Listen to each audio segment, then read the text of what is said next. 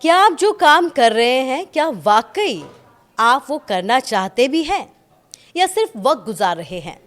जब कोई आपसे पूछता है आप कैसे हैं तो आप क्या कहते हैं? क्या आप भी उन लोगों में से हैं जो ये कहते हैं बस कट रही है ज़िंदगी? अगर हाँ तो फिर ये वीडियो आपके लिए है। आज हम बात करेंगे फेमस बुक इकिगाई की, जो हमें बताती है कि लंबी और खुशहाल ज़िंदगी को कैसे जिया जाता है। लंबी ज़िंदगी का राज सिर्फ ज़्यादा साल जीना नहीं, बल्कि हर दिन जीने की एक वजह तलाशना है। आज आपने क्या खास किया? क्या आपका दिन आज कुछ खास हुआ भी या बस बीत गया? यही सवाल का जवाब है इकिगाई। यही बताती है हमें इकिगाई, जो लंबे और खुशहाल जिंदगी का जापानी मंत्र है। जापानी शब्द इकिगाई का मतलब है जीने का कारण या जीवन जीने का उद्देश्य, यानी कोई मकसद होना चाहिए।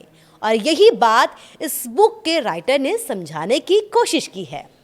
आखिर ऐसा कौन सा सीक्रेट है कि जापान के पास कि वो इतने लंबे वक्त तक जी पाते हैं, इतनी खुशहाल ज़िंदगी जीते हैं, इतना ग्लो करते हैं? ऐसा क्या है जापान के लोगों में कि वो हर वक्त इतना खुश रहते हैं, सुंदर दिखते हैं और संतुष्ट दिखते हैं? उस सीक्रेट का नाम है इकिगाई। अब इकिगाई क्या है, उसे कैसे ढूंढना चाहिए, ये भी आपको बताते हैं। इकिगाई एक जापानी बुक है और इसके मिलियन से ज़्यादा कॉपी अब तक बिक चुकी है।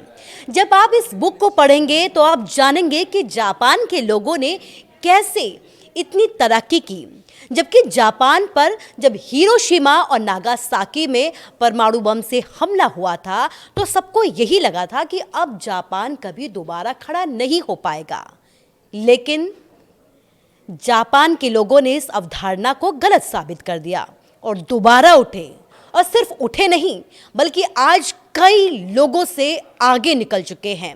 यही वजह है कि जापान विकसित राष्ट्रों में आता है, विकसित देशों में आता है। जापान के लोग कंपटीशन की दुनिया में खड़े हैं और दुनिया से टक्कर ले रहे हैं और आगे ही निकलते जा रहे हैं। इकिगाई का मतलब है, समझिए कि आखिर आपको करना क्या है, और इसमें सबसे पहला नाम आता है सुबह उठने की वजह। इकिगाई का मतलब है जिंदगी में ऐसा उद्देश्य जो आपको हर दिन आगे बढ़ने की प्रेरणा दे। आपके पास सुबह उठने की एक वजह होनी चाहिए। जब आप सुबह उठे तो आपको अलार्म की ज़रूरत ना हो, आपका पैशन ही आपको सोने ना दे और अलार्म से पहले ही आपकी नींद खुल जाए। यही है इकिगाई। जापान के लोगों ने भी अपने इकिगाई को ढूंढ लिया है। जापान के लोगों के पास रीज़न है कि उन्हें उठकर क्या करना है। वो रीज़न उनके पास है जिससे जीने में उन्हें मज़ा आता है। इकिगाई लंबा और खुशहाल जीवन जीने का रास्ता बताती है। और अगर आप अपनी जॉब को अपनी इकिगाई बना लेते हैं तो आपको अपने रिटायरमेंट का ख्याल नहीं रहेगा। आपको ये ख्याल नहीं आएगा कि मुझे कब घर जाना है। आपको ये याद नहीं रहेगा कि कितने घंटे बीत चुके हैं। आप बार बार घड़ी को नहीं देखेंगे, कितना वक्त रह गया है, आप ज़रा सा भी आपको इसका ख्याल नहीं रहेगा। कई बार तो अगर आप अपनी जॉब का काम करना पसंद नहीं करते हैं तो कुछ मिनट भी आपको घंटों की तरह लगते हैं। लेकिन अगर आपको आपका काम पसंद है तो आपके घंटे कब बीत जाएंगे इसका आपको पता भी नहीं चलेगा। ज़रूरी है जॉब को अपना इकिगाई बनाना।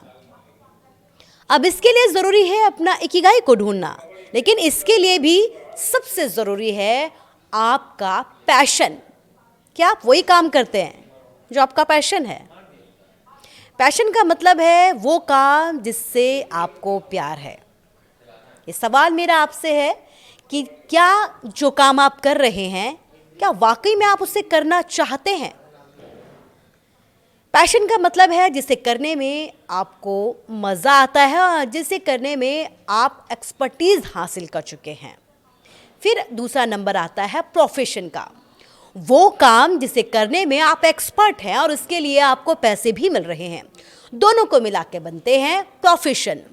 तीसरा है वोकेशन, वो काम जिसके लिए आपको पैसे मिलते हैं और दुनिया को भी उस काम की ज़रूरत है और दुनिया की भी आपके काम के ज़रिए मदद हो रही है, तो उससे बनता है वोकेशन। और चौथा नंबर आता है मिशन का, वो काम जिसकी दुनिया को ज़रूरत है और आप उस काम से मोहब्बत करते हैं, आप उस काम को करना पसंद करते हैं। इन दोनों को मिला दे तो बनता है मिशन। ये 4 तरीके हैं आपका इकिगाई ढूंढने के। आप अगर इन 4 तरीकों को अपनाते हैं तो बड़े ही आसानी से अपने इकिगाई को ढूंढ लेंगे। अच्छा, आपको 2 काम देते हैं। एक काम जो आपको पसंद नहीं है और आप उसे करने की बजाय आप देखेंगे कि आप उसे टालने की कोशिश करेंगे या फिर बहुत लंबा वक्त गुजार देंगे। वहीं दूसरा काम जो आपको पसंद है, जैसे कि आपकी किसी मनपसंद व्यक्ति से बात करना, तो आप इस काम को इतनी दिलचस्पी के साथ करेंगे कि आपको पता भी नहीं चलेगा कि कब घंटों बीत गए। और इसे कहते हैं फ्लो में रहना, यानी कि जिस काम में आपको मोहब्बत है, जिस काम से आप मोहब्बत करते हैं, उसके साथ आप बहते चले जाएं, वो भी खुशी के साथ। आपने देखा होगा कि किसी सिंगर को कोई सिंगर जब गाना गाता है तो उसने इतनी शिद्दत से गाता है कि उसकी आंखें बंद हो जाती है और अपने सुरों के साथ वो बस बहता ही चला जाता है। लेकिन अगर कोई बोरिंग काम करना होगा तो समय मिनट ही नहीं बल्कि सेकंड काटना भी आपके लिए मुश्किल हो जाएगा। और इकिगाई बुक यही कहती है कि ऐसा प्रोफेशन चुनिए कि आपको वक्त का एहसास ही ना हो, आपको पता ही ना चले कि वक्त कब बीत गया, आपको वक्त कोई बोझ ना लगे। यही आपका इकिगाई होगा। क्या आपके पास आपका इकिगाई है? इसके साथ ही अगला नंबर आता है, अपने काम को इतनी शिद्दत से करें कि दूसरा भी उससे देखता रह जाए और वो खुश हो जाए। छोटे छोटे सीक्रेट्स जो जापान के लोगों को सुपर पावर बनाते हैं, यही इकिगाई का मतलब है। क्योंकि वहाँ के लोग जो अपना काम करते हैं वो अपने पैशन को चुनते हैं और उसे ही अपना प्रोफेशन बना चुके हैं। एक चीज़ जापान में बहुत फेमस है, सुबह जल्दी उठें और सुबह का 1 घंटा अपने आप को दें, अपनी हॉबी को दें, अपनी फेवरेट बुक को दें, या जो भी आप करना चाहते हैं। ये ज़रूरी नहीं कि आप बुक को दें, जो भी आप करना चाहते हैं बस उस चीज़ को अपने सुबह का वक्त दें और अपनी सुबह को शानदार बनाएं। ये इकिगाई में हमें बताया जाता है। इसके साथ ही इकिगाई ये भी बताती है कि तनाव को कम करें, ज़िंदगी पर फोकस करें। हर वक्त भागदौड़ के बजाय छोटे छोटे जो पल होते हैं उन्हें एंजॉय करें, अपने प्रेजेंट में रहें, आज को जिएं, कल की ना सोचें, कल की प्लानिंग करें, उसकी टेंशन ना लें। यही इकिगाई हमें बताती है, हमें सिखाती है कि खाना कम करना चाहिए और चलना ज़्यादा चाहिए। पेट भर कर खाना ना खाएं, अपनी भूख पर कंट्रोल रखें, अपनी भूख का सिर्फ 80% ही खाना खाएं, थोड़ी सी जगह खाली रखें। ये सिर्फ जापान में ही नहीं बल्कि आपने देखा होगा कि हमारे देश में भी कई बार घर के बड़े बुजुर्ग ये कहते सुनाई देते हैं, ताकि बीमारियों से दूर रहा जा सके। बीमारियों से दूर रहेंगे तो हेल्दी रहेंगे और खुश रहेंगे।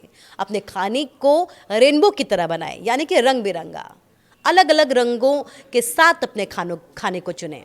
इसके साथ ही जो खाना आप खाते हैं उसे छोटे छोटे बर्तन में खाएं, ताकि आपकी भूख जो है कंट्रोल में रहे, आपका पेट पूरी तरीके से ना भरे।